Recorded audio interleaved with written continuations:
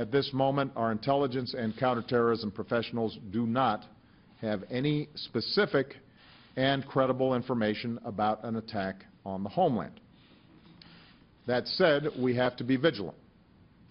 As I indicated in my address to the nation last week, we are in a new phase of terrorism, including lone actors and small groups of terrorists, like those in San Bernardino.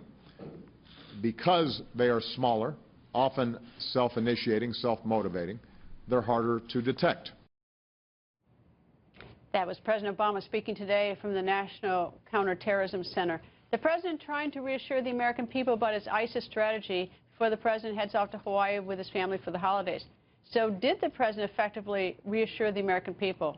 The U.S. Navy SEAL who shot and killed Osama bin Laden. Rob Lemieux is here. Good evening, sir. Good evening, Greta. Thanks for having me.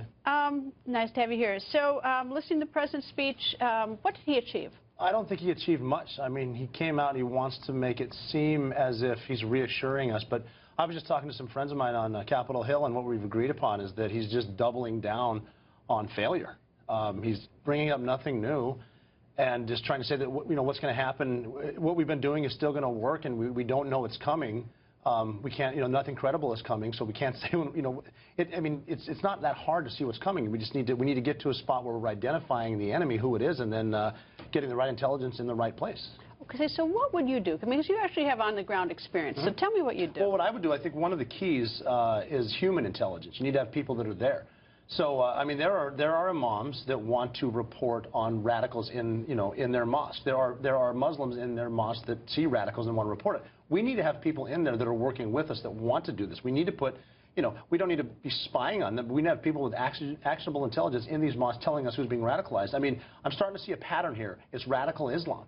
And we need to almost be profiling them, but we need the help from the Muslims that don't want it to happen. Why do you think that it seems that, I mean, that he's committed to an air attack against ISIS, and he's very reluctant to do anything else? And I mean, nobody wants to go over there and fight, but that's his strategy, and he's sticking with it. He's committed to the air because he doesn't want to get, what they say, bogged down. And I think that it's kind of short-sighted because it's either we occupy or we do nothing. And I don't think that's the case. He's committed to the air, but I just think because he can maintain that until someone else takes the office.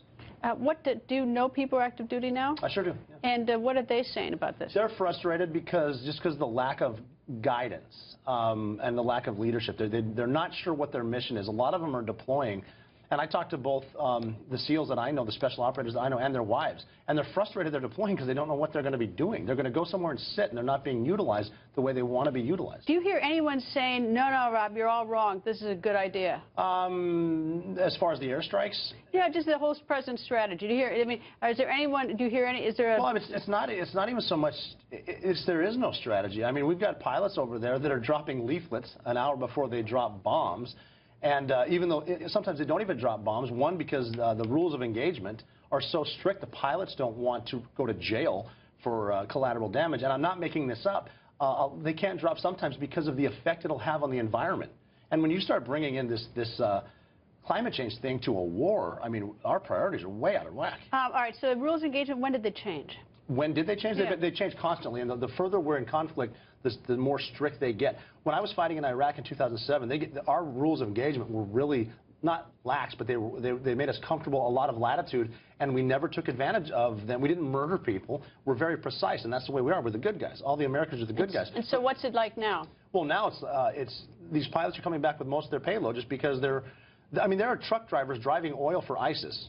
And they're funding ISIS. They're bringing it through Turkey and selling it. And they can't hit some of the trucks, the majority of the trucks, because we can't prove whether or not, you know, these guys are ISIS. But they're driving trucks for ISIS. I mean, maybe we can just drop pamphlets to them with the question, are you ISIS? And whoever says yes, we can bomb them.